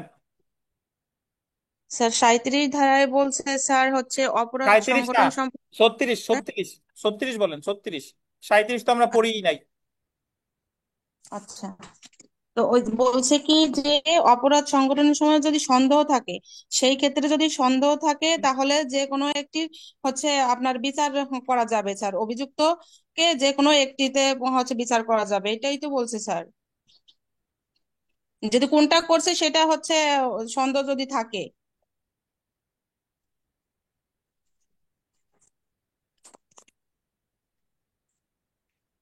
স্যার। আচ্ছা, 236 ধারায় বলছিল যে যদি সন্দেহ থাকে, যতগুলো নিয়ে সন্দেহ সবগুলা নিয়ে চার্জ গঠন করবে, অথবা কি যে কোনো একটা। এখন এক 237-এ বলতেছে কি, যে ধরেন সন্দেহ হয়েছিল সবগুলারই নিয়ে চার্জ গঠন করেছে শুধু চুরিতে। তাহলে চুরির চার্জ গঠন করার পরে মামলার বিচার সাক্ষ্য গ্রহণ পর্যায়ে এসে, সাক্ষ্য গ্রহণ করার পরে যদি বিচারকের মনে হয়, এখনো রায় দেয় নাই, সাক্ষ্য গ্রহণ পর্যায়ে এসে যদি বিচারকের মনে হয় যে সে আসলে চুরি করে নাই, সে আসলে বিশ্বাসভঙ্গ করেছে, কিন্তু চার্জ গঠন করছে কততে? চুরিতে। তাহলে ওই সাক্ষ্য গ্রহণ যে যদি মনে হয় বিশ্বাসভঙ্গ, তাহলে বিশ্বাসভঙ্গের জন্য তার সাজা দেওয়া যাবে। কিন্তু যদি চুরির সাজা দিয়ে ফেলতো, তাহলে আর বিশ্বাসভঙ্গের সাজা দেওয়া যেত না। তাহলে 237 হলো যে যখন সন্দেহ থাকে, সন্দেহের ভিত্তিতে যখন সবগুলাই চার্জ গঠন না করে যে কোনো একটাই করছে, করার পরে যখন সাক্ষ্য গ্রহণ পর্যায়ে এসে যদি মনে হয় যে না, যে যে অপরাধে চার্জ গঠন করছে সে আসলে সেইটা করে নাই, সে করছে হলো আর একটা, তাহলে ওই আর একটার জন্যই তার সাজা দেওয়া যাবে। ইভেন চার্জ গঠন না করেও আর একটার জন্য সাজা দিলেও সেটা অবৈধ হবে না। এই কথাটাই বলা হয়েছে ফৌজদারি কার্যবিধির 237 ধারায়। একটু পড়ি দেখেন। কোনো ব্যক্তিকে এক অপরাধে চার্জ গঠন করে অপর অপরাধে দণ্ডিত করা যেতে পারে। ফৌজদারি কার্যবিধির 237 ধারা মতে আসামিকে যে অপরাধের জন্য অভিযুক্ত করা হয়, সাক্ষ্য প্রমাণে যদি দেখা যায় যে সে ভিন্ন অপরাধ করেছে এবং এই ভিন্ন অপরাধের জন্য তাকে উক্ত ধারা অনুসারে অভিযুক্ত করা যেত। সাক্ষ্য প্রমাণ, আন্ডারলাইন করেন, সাক্ষ্য প্রমাণে যদি কি দেখা যায় সে ভিন্ন অপরাধ করেছে এবং তাকে ভিন্ন অপরাধে অভিযুক্ত করা যেত, তাহলে সে তাহলে যে অপরাধ সে করেছে বলে প্রমাণিত হয়েছে, তার জন্য অভিযুক্ত না হলেও তাকে দণ্ডিত করা যেতে পারে। আন্ডারলাইন করেন, অভিযুক্ত না হলেও তাকে দণ্ডিত করা যেতে পারে, মানে অভিযুক্ত যদি নাও হয় তবুও তারে ওই ধারায় দণ্ডিত করা যেতে পারে। আমরা উদাহরণে চলে আসি। আপনারা এই চার্জের যে ধারাগুলো, এই ধারাগুলো মেইনলি মনে রাখতে হয় উদাহরণ দিয়ে। উদাহরণ পড়লে মনে পড়ে, দেখেন উদাহরণ পড়লে বুঝবো ভালো। যে ককে চুরির অপরাধে চার্জ করা হলো। চুরির অপরাধে চার্জ করা হলো মানে তার বিরুদ্ধে মামলা হয়েছে কিসের মামলা? চুরির মামলা। কিন্তু সাক্ষ্য প্রমাণে দেখা গেল যে সে অপরাধমূলক বিশ্বাস ভঙ্গ করেছে, বানানটা ঠিক করেন, অপরাধমূলক বিশ্বাস ভঙ্গ করেছে বা চোরাই মাল গ্রহণ করেছে। মানে চার্জ গঠন করেছিল 379-তে, কিন্তু বিচারের সময় দেখা গেল যে সে আসলে 406 করেছে বা 411 করেছে। উক্ত অপরাধে, আন্ডারলাইন করবেন, চার্জ করা না হয়ে থাকলেও অপরাধমূলক বিশ্বাস ভঙ্গ বা চোরাই মাল গ্রহণের দায়ে তাকে দণ্ডিত করা যেতে পারে। বুঝছেন? কিন্তু যদি এরকম হতো যে তারে চুরির জন্য সাজা দিয়ে ফেলছে, চুরির জন্য সাজা দিয়ে ফেলছে, তাহলে কি তারে এই বিশ্বাস ভঙ্গের জন্য ওই সেম ঘটনার জন্য সাজা দিতে পারতো কিনা বলেন? সাজা দিতে পারতো না। তাহলে সেই ক্ষেত্রে আর 237 প্রযোজ্য হতো না। আরিফ সাহেব, তাহলে 236 আর 237-এর মধ্যে পার্থক্য কি বলেন? এক ক্লাস কাটাই দেওয়া যাবে আপনার এই উত্তরে, বলেন। 36-এর সাথে 237-এর পার্থক্য হলো স্যার, এই পড়ে বুঝাইতে হবে। না 237-এর পার্থক্য হলো যে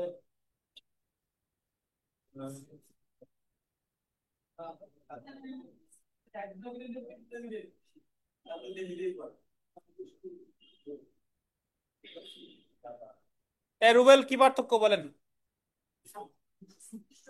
সন্দেহ থাকবে যে একাধিক অপরাধ করে, সেক্ষেত্রে সে কোন অপরাধটা করছে সার্চ গঠন করার সন্দেহ থাকে, হ্যাঁ, সার্চ গঠন করে রাখবে, শাস্তি দিতে পারে অথবা একটা করতে পারে। হ্যাঁ, আর 237 হচ্ছে যদি কোনো মানে সাপোর্ট করে তিনি যে অপরাধ করছে বরাবর একটা অপরাধের সামনা করা হয়েছে, সাক্ষ্য প্রমাণ শেষে দেখা গেল যে সে অপরাধ করবে, অন্য কোনো অপরাধ করছে, সেক্ষেত্রে ওই যে পরবর্তীতে ধরা পড়ছে সেটার শাস্তি দেয়।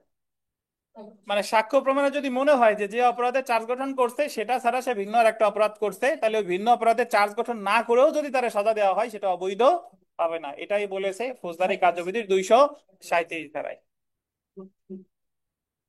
আচ্ছা, আমরা চার্জ প্রায় শেষ। দুইটা লেস ইম্পর্টেন্ট ধারা আছে, যে এমনি একটু জেনে যাই। সেটা হলো 238। 238 যখন প্রমাণিত অপরাধ চার্জে অন্তর্ভুক্ত থাকে। 238-এর যে মূল কথা হলো যে আপনি চার্জ গঠন করছিল যে গুরুতর অপরাধে, কিন্তু দেখা গেল যে সে একই প্রকৃতির লঘুতর অপরাধ করছে, তাহলে তারে সেই ধারায় সাজা দেওয়া যাবে। কেমনে, আমি একটু উদাহরণ দিই। ধরেন, চুরি তো সবই, শুধু চুরির সাজা আছে 379, আর চাকর কর্তৃক চুরির সাজা আছে 381। তাহলে আমার মনে রাখতে হবে যে যদি তার বিরুদ্ধে ধরেন চার্জ গঠন করছে 381-তে, কিন্তু বিচারের সময় জানা গেল যে সে আসলে চুরি করছে, ঠিক আছে, বাট সে চাকর হিসেবে চুরি করে নাই। বুঝতে পারছেন? তাহলে সে যদি চাকর হিসেবে চুরি না করে থাকে, তাহলে তারে 381-তে সাজা না দিয়ে তারে কততে সাজা দেওয়া যাবে? 379। 379। এখন একই প্রকৃতির, ওইটাও চুরি ছিল, এটাও চুরি ছিল, বাট ওটা ছিল চুরির গুরুতর প্রকৃতির, আর এটা হচ্ছে একই ধরনের অপরাধ, কি, লঘুতর প্রকৃতির। এটাই হলো 238। এই যে একটু পড়ি দেখেন, যদি এভাবে, আমি যদি এইভাবে আর একটা উদাহরণ দিই, যে ধরেন যে ওই চাকর বা ভৃত্য অপরাধজনক বিশ্বাসভঙ্গ করে 408 দ্বারাই।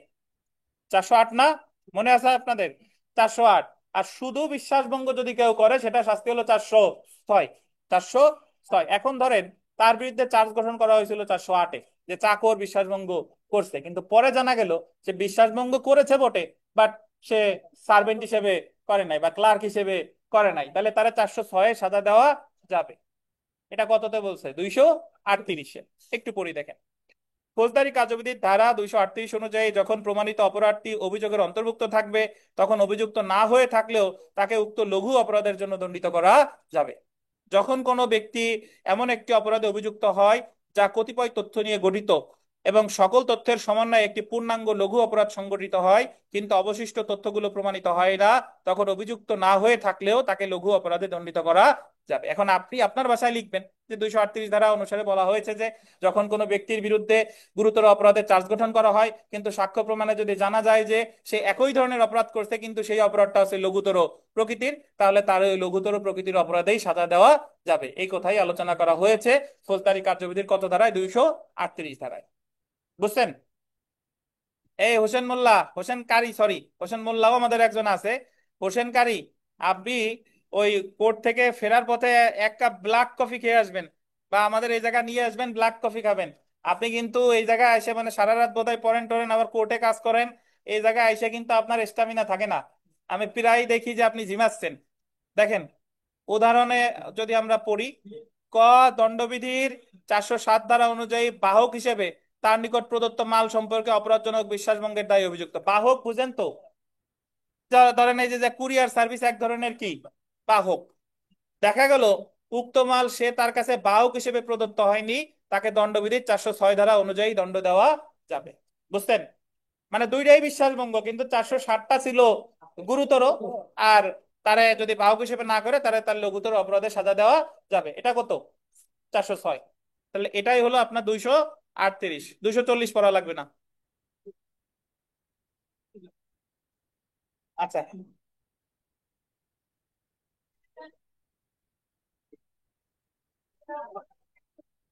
আচ্ছা, আমরা এখানে কতগুলা সমস্যামূলক প্রশ্ন আছে, একটু পড়ি দেখেন, এগুলা সব আপনারা সলভ করতে পারবেন যদি মূল ধারাগুলো পড়ে থাকেন।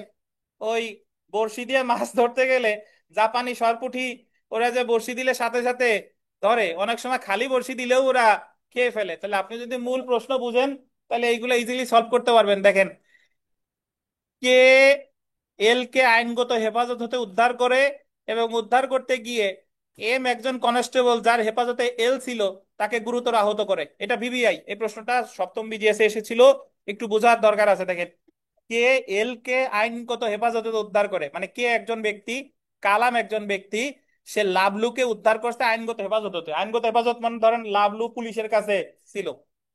উদ্ধার করতে গিয়ে মামুন একজন কনস্টেবল যার হেফাজতে লাবলু ছিল তাকে গুরুতর আহত করে।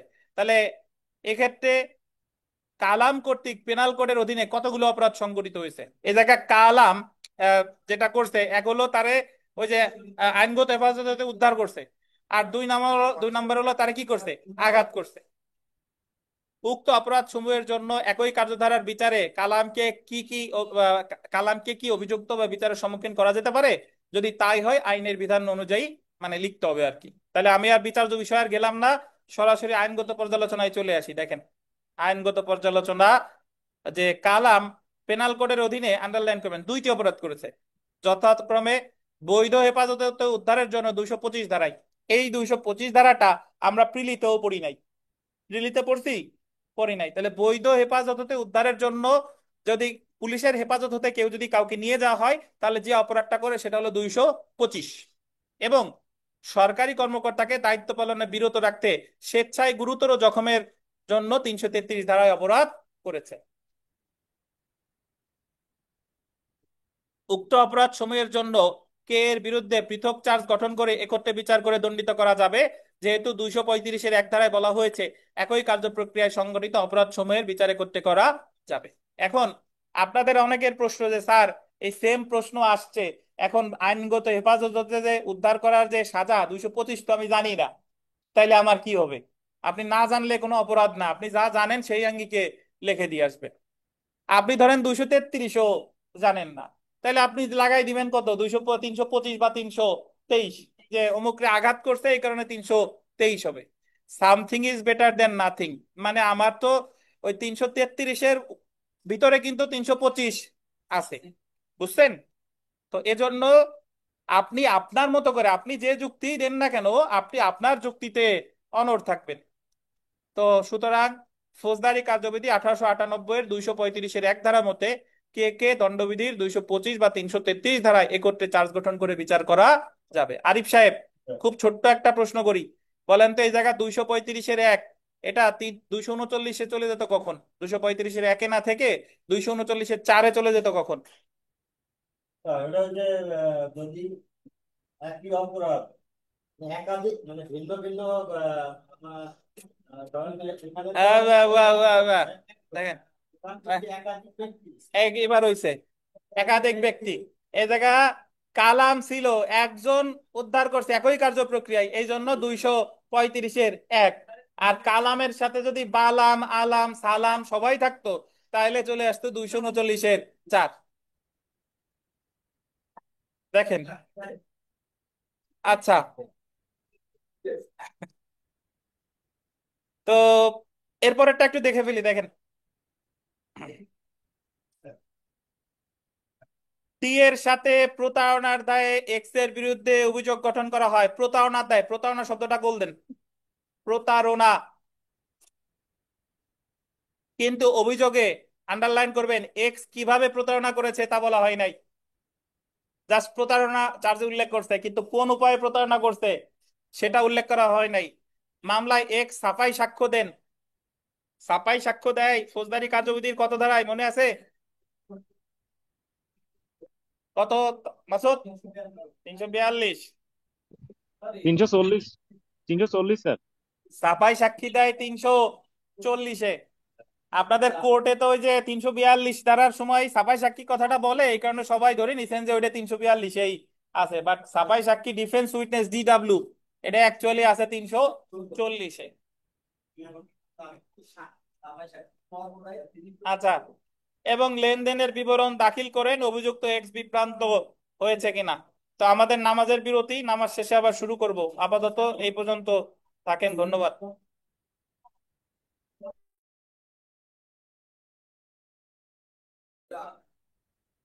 আচ্ছা ধন্যবাদ। দেখেন আমরা যে প্রশ্নটা এর আগে বিরতির আগে শুরু করেছিলাম, এটা একটু দেখেন, যে এখানে যে বিষয়টা বলেছে আর কি, যে টি এর সাথে প্রতারণার দায়ে এক্স এর বিরুদ্ধে অভিযোগ গঠন করা হয়। তো এই জায়গায় প্রতারণাটা করছে এক্স, মানে মামলার বাদী হচ্ছে টি, আসামি হচ্ছে এক্স, কিন্তু অভিযোগে এক্স কিভাবে প্রতারণা করেছে তা বলা হয় নাই। প্রতারণা চার্জ গঠন করছে, বাট প্রতারণাটা কিভাবে হয়েছে এটা বলে নাই। তো এরপরে মামলায় এক্স সাফাই সাক্ষ্য দেন। সাফাই সাক্ষ্য দেন মানে হলো ওই মামলায় এক্স নিজেরে বাঁচানোর জন্য চেষ্টা করছে। একটা মামলায় নর্মালি বার্ডেন অফ প্রুফ এটা সব সময় প্রসিকিউশন পক্ষের উপর থাকে। ফৌজদারি মামলায় বাদী পক্ষের বা রাষ্ট্রপক্ষের, আসামির কখনো কিছু প্রমাণ করা লাগে না। আসামির জন্য হলো ওটা বোনাস, মানে আসামি ইচ্ছা করলে প্রমাণ করতেও পারে, নাও পারে, সে চুপ থাকলে কোনো সমস্যা নাই। কিন্তু সে যেখানে এখানে ছাপাই সাক্ষী দিয়েছে, তার মানে প্রতারণার যে চার্জটা গঠন করছে এটা সে মেনে নিয়েই ছাপাই সাক্ষী দিছে, নিজেরা বাঁচানোর জন্য চেষ্টা করছে এবং লেনদেনের বিবরণ দাখিল করেন।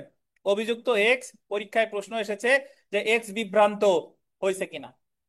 তো বিভ্রান্ত এক্স হয়েছে কিনা জানি না, তবে পরীক্ষার হলে এরকম প্রশ্ন আসলে আপনারা বিভ্রান্ত হবেন যে বিভ্রান্ত হয়েছে কিনা। তো আমি আপনাদের বলছিলাম যে 223 ধারায় তিনটা অপরাধের কথা বলছে: প্রতারণা, মিথ্যা সাক্ষ্য দান, সরকারি কর্মকর্তাকে বাধা দান। এই তিনটা অপরাধের ক্ষেত্রে শুধু চার্জ গঠন করলেই হয় না, এই তিনটা অপরাধ কিভাবে আপনার হয়েছে সেটাও বিস্তারিত লেখা লাগে। দেখেন, তো আমরা আইনগত পর্যালোচনা, তাহলে আমরা আপাতত এতটুকু বুঝি যে যেহেতু প্রতারণা লিখছে, বাট কি উপায়ে প্রতারণা করছে এটা কিন্তু এখানে লেখে নাই। তাহলে বলেন তো যে চার্জ গঠন করা ঠিকঠাক হয়েছে কিনা? ঠিকঠাক হয় নাই। তো একটু পড়ি যে ফৌজদারি কার্যবিধির 225 ধারা অনুযায়ী চার্জে অপরাধের বর্ণনা বা অপর কোনো তথ্য পরিবেশনের সময় কোনো ভুল হলে বা কোনো কিছু বাদ পড়লে তা যদি আসামির বিভ্রান্তি সৃষ্টি বা ন্যায় বিচার ব্যাহত না করে, তাহলে তা মামলার কোনো পর্যায়ে গুরুত্বপূর্ণ ভুল বলে গণ্য করা হবে না। অর্থাৎ ভুল বা বাদ পড়া সত্ত্বেও বিচার করা যাবে এবং শাস্তি প্রদান করা যাবে।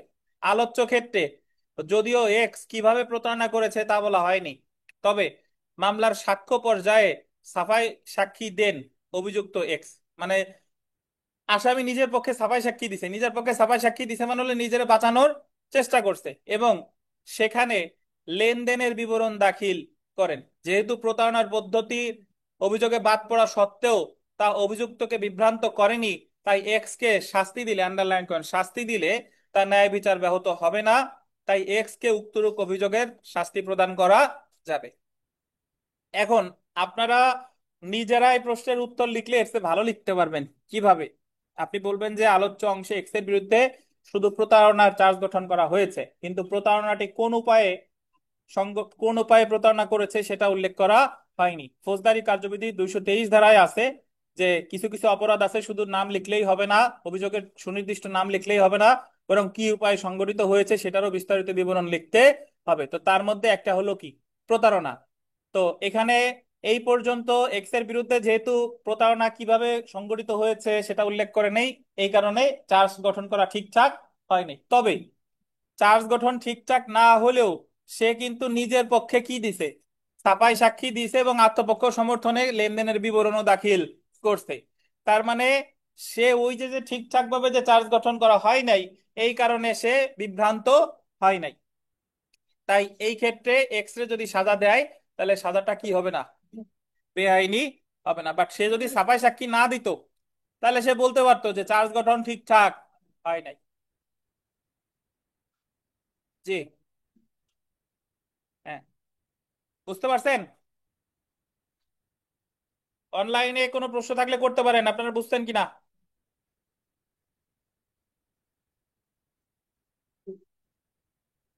আচ্ছা, আমরা তারপরের প্রশ্নে আসি। দেখেন,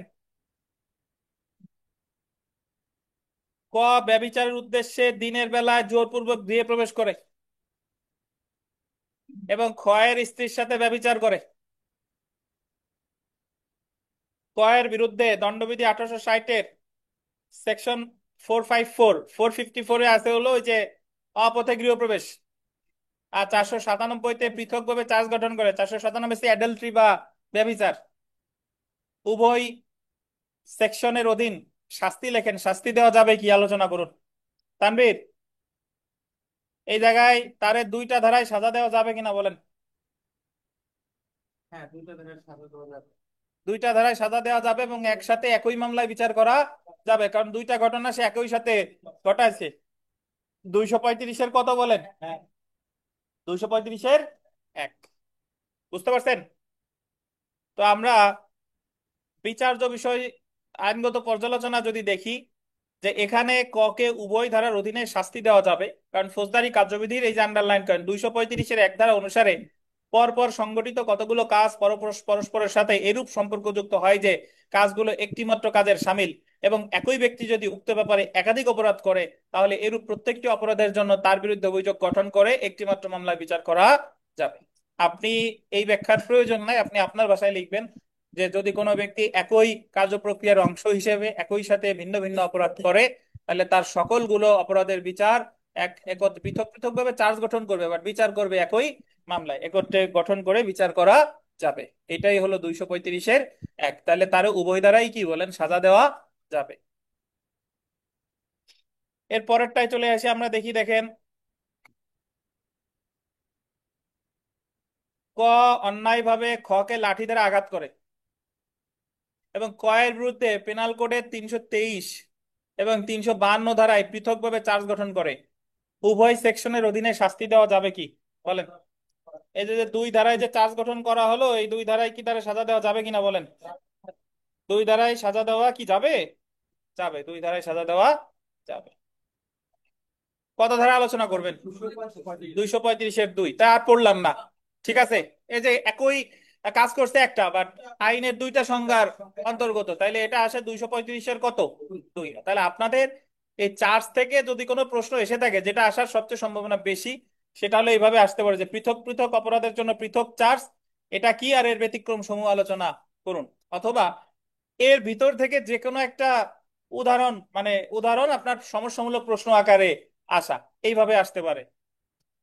আর এই তো, পরেরটা দেখেন, পরের প্রশ্নটা একটু পড়ি।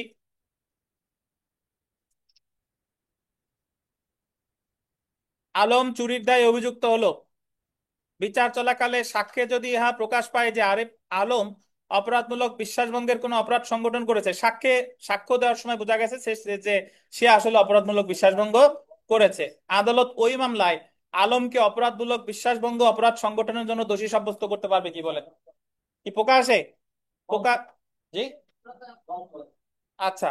তাহলে এই মামলায় যদিও চার্জ গঠন করছে চুরির দায়ে, কিন্তু অপরাধমূলক বিশ্বাসভঙ্গের দায়ে তারা সাজা দেওয়া যাবে কিনা বলেন?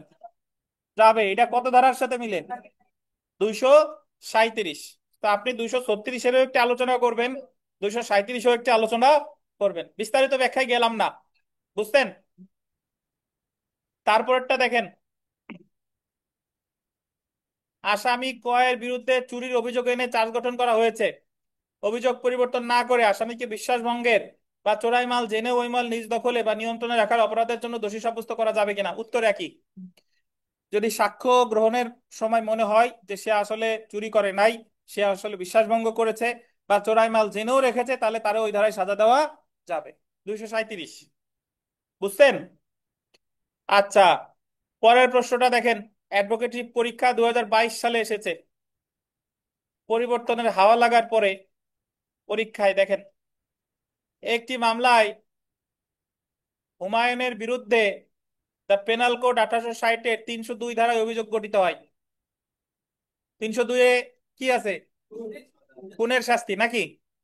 সাক্ষ্যে প্রমাণিত হয় যে হুমায়ুন, কালকে সাইমন। হ্যাঁ হ্যালো, কেউ কিছু বলবেন? আচ্ছা, সাক্ষ্যে প্রমাণিত হয় যে হুমায়ুন তার স্ত্রী ডব্লিউ কে আঘাত করতে গিয়ে ডব্লিউ এর কোলে থাকা তাদের বাচ্চাকে আঘাত করে। অ্যাকচুয়ালি এই যে হাজবেন্ড, সে মারতে গেছিল তার স্ত্রীরে, বাট স্ত্রীর জায়গায় লেগে গেছে তার বাচ্চায় আঘাত করতে গেছে, আঘাত করতে গেছে একজনের, লেগে গেছে আর একজনের। এতে 14 দিন পর সি মারা যায়। সি মানে ওই বাচ্চাটা, বাচ্চাটা কতদিন পর মারা গেছে? 14 দিন পরে। এটাও প্রমাণিত হয় যে যথাযথ চিকিৎসা পেলে হয়তো সি বেঁচে যেতে পারতো, মানে তার বাচ্চাটা যদি ঠিকঠাক সময় ঠিকঠাক চিকিৎসা পেত, তাহলে সে বাঁচলেও বাঁচতে পারতো। সংশ্লিষ্ট আইনজীবী, সরি, সংশ্লিষ্ট আইন উল্লেখে এইসের আইনজীবী হিসেবে তার খালাস বা সর্বনিম্ন শাস্তির জন্য আপনার যুক্তিমালাগুলো প্রস্তুত করুন। মানে আপনার এখানে জানতে চাইছে যে আপনি হুমায়ুনের একজন আইনজীবী, এখন তার খালাস পাওয়ার জন্য অথবা তার শাস্তি যাতে কম হয়, এই মর্মে আপনার কি কি যুক্তি হতে পারে। তো আমরা এখানে পড়ার আগে যে, হ্যাঁ, এই, খালি চোখে লাগান, এটা লাগাই এসি চালাই দিই, কি করেন? খালি চোখে আপনাদের কি যুক্তি ধরা পড়ে বলেন তো এই জায়গায়? আপনি ধরেন হুমায়ুনের আইনজীবী, তো এই জায়গায় প্রথমত যেটা পড়ে যে সে তো আসলে মারতে চাইছিল কারে? স্ত্রীরে। আর এখানে কোথাও বলে নাই যে স্ত্রীরে হত্যা করতে চাইছে। আঘাত স্ত্রীরে কি প্রশ্নে কোথাও নাই? দেখেন, আঘাত করতে গিয়ে ডব্লিউ এর কোলে থাকা বাচ্চাকে লেগে যায়। এখানে কি বলছে যে স্ত্রীকে হত্যা করার জন্য আঘাত করছে, উদ্যত হয়েছে? এটা কিন্তু বলে নাই। জনি সাহেব ওই সুইচটা দিয়ে দেন।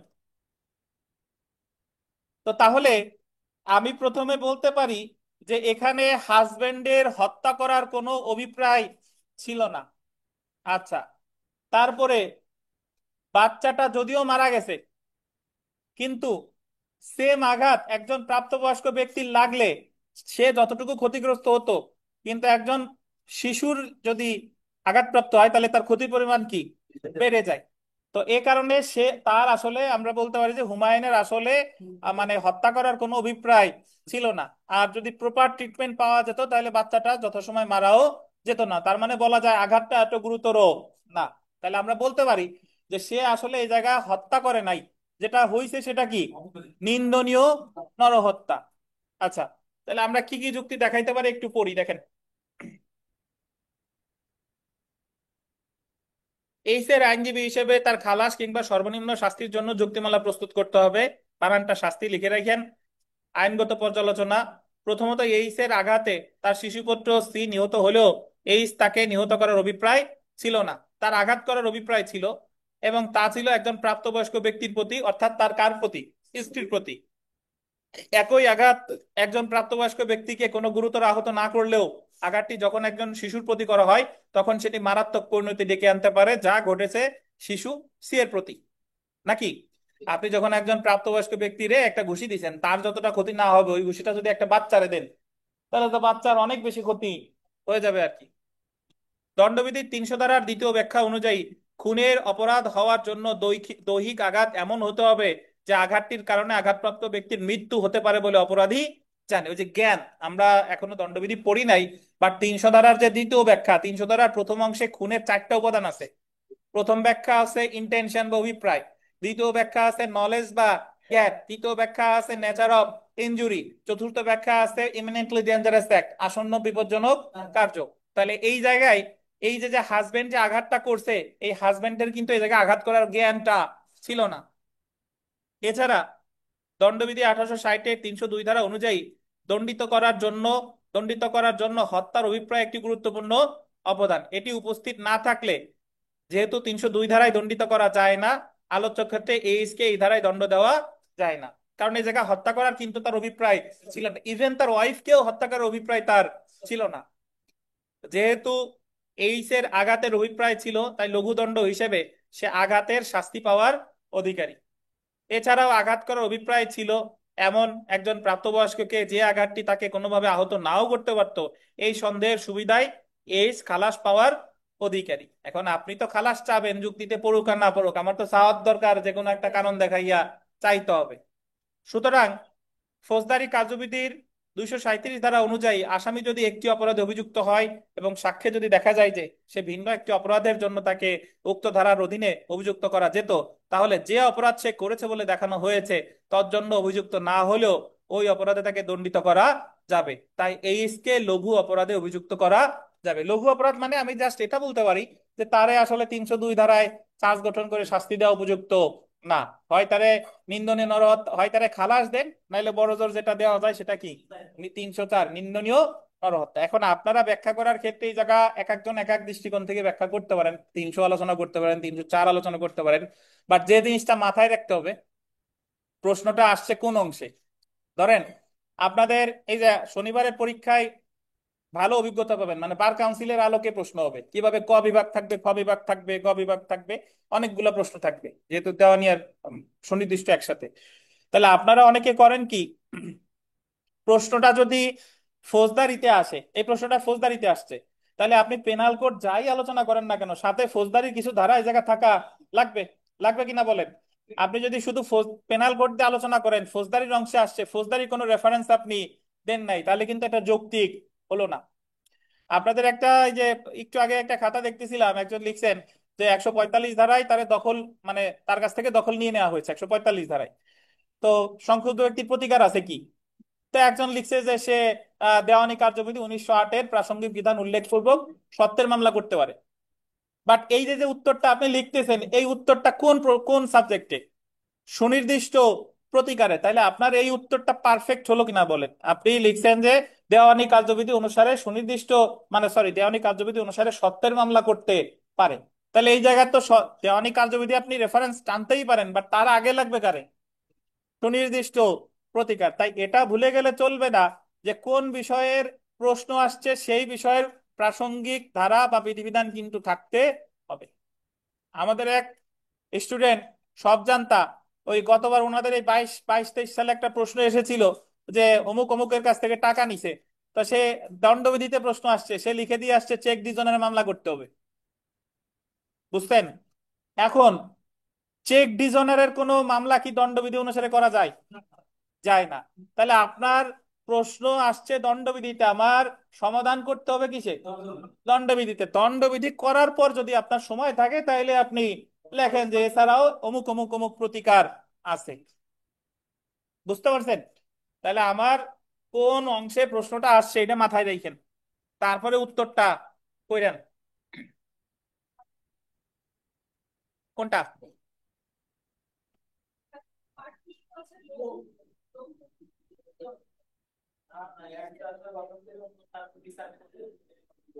আচ্ছা, আপনার যে যা মন চাই লেখেন, সমস্যা নাই। লঘু একটা, উনি বলতেছে যে এইভাবে যদি বলে, হ্যাঁ উনি বলতেছে যে খুন যদি গুরুতর হয়, তাই খুনের চেয়ে লঘুতর কি, নিন্দনীয় নরহত্যা।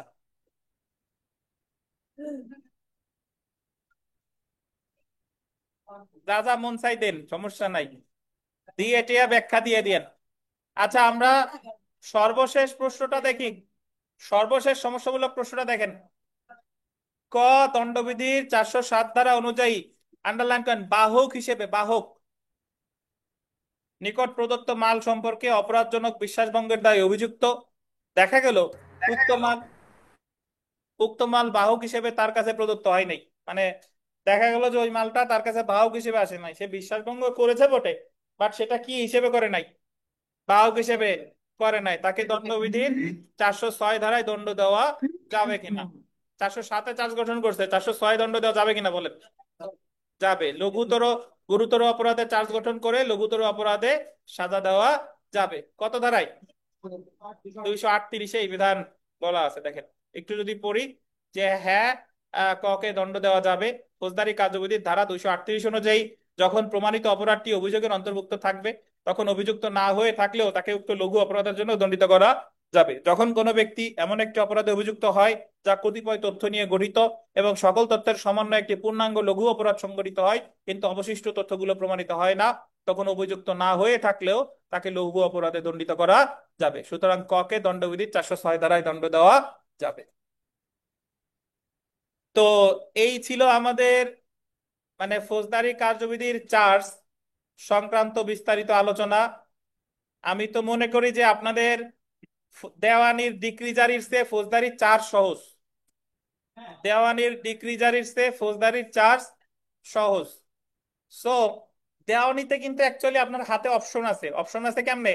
ধরেন আমরা দেওয়ানিতে, আপনি যদি আল্লাহর রহমতে আপিল আর ডিক্রি জারি যদি বাদও দেন, তাহলে যতটুকু পড়ছি ওখান থেকে একটা প্রশ্ন ইনশাল্লাহ পাওয়া যাবে, আর সুনির্দিষ্ট থেকে একটা পাওয়া যাবে।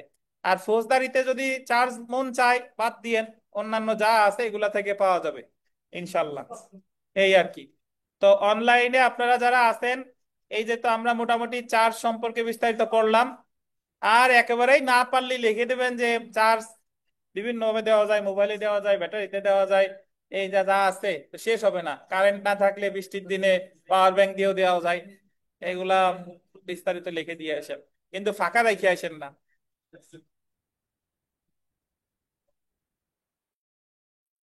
তো অনলাইনে ভাই বোন আপনাদের প্রশ্ন থাকলে করেন। স্যার, হ্যাঁ বলেন কারণ সাহেব। আসসালামু আলাইকুম স্যার, ভালো আছেন স্যার? ওয়ালাইকুম আসসালাম, জি ভাই বলেন। স্যার মানে এই এটা স্যার চার্জ গঠন যে স্যার 223, হ্যাঁ বলেন। 223-এ স্যার ওই একটা বিষয় বলছে যে এই কথা প্রতারণার বলেন না, আমি বিষয়টা। শুনতে পাচ্ছি না, স্যার থামেন। কথা বলেন না ওনার। স্যার 223-এর যে প্রতারণার বিষয়টা স্যার চার্জে উল্লেখ করতে হবে কিভাবে প্রতারণা করেছে। হ্যাঁ একটা হ্যাঁ সমস্যামূলক প্রশ্ন বলেছিলেন। হ্যাঁ ওখানে হ্যাঁ বলেছিলেন পক্ষ সমর্থন করলে হ্যাঁ। তাহলে মানে দোষী প্রমাণিত হবে, যেহেতু সে আত্মপক্ষ সমর্থন করেছে। স্যার এর কোন ধারার আঙ্গিকে স্যার সে আত্মপক্ষ সমর্থন করলে যে দোষী হবে, এটা কোন ধারায় বলা হয়েছে স্যার, যদিও চার্জে ভুল থাকে? আচ্ছা, কোনো ধারায় বলা হয় নাই। আপনার বিরুদ্ধে একটা অভিযোগ আনছে, অভিযোগ আনার পরে এখন আপনি যদি নিজেকে ওই বিষয়ে স্বীকার করে নিচ্ছেন যে হ্যাঁ, ওটা আমি প্রতারণা করছি, আমি প্রতারণা করি নাই, তাহলে আপনার ওখানে অভিযোগ করা উচিত ছিল, যে চার্জ গঠনের বিরুদ্ধে অভিযোগ করা উচিত ছিল প্রথমেই রিভিশনে যাওয়া, ছাপাই সাক্ষী করা উচিত হয় নাই। তার মানে স্যার আত্মপক্ষ সমর্থন মানে আমি নিজেকে দোষী মেনে নিয়েই আত্মপক্ষ মানে সমর্থন যে করার চেষ্টা অভিযোগ, করতে আত্মপক্ষ এমন হবে? সমর্থন মানে হলো যে অভিযোগটা করেছে সেটা আপনি মেনে নিছেন। জি স্যার। আরেকটা স্যার, ওই যে 302 ধারায় যে বাচ্চা এবং বাচ্চার মাকে মারা, জি। এই বিষয়টাতে স্যার শুধু মানে লঘুদণ্ড হিসেবে আদালতের কাছে যে কোনো যুক্তি দেখায় 323 ধারায় স্যার আমি আসামির 302 এ দণ্ড। আরেকবার বলেন, আরেকবার।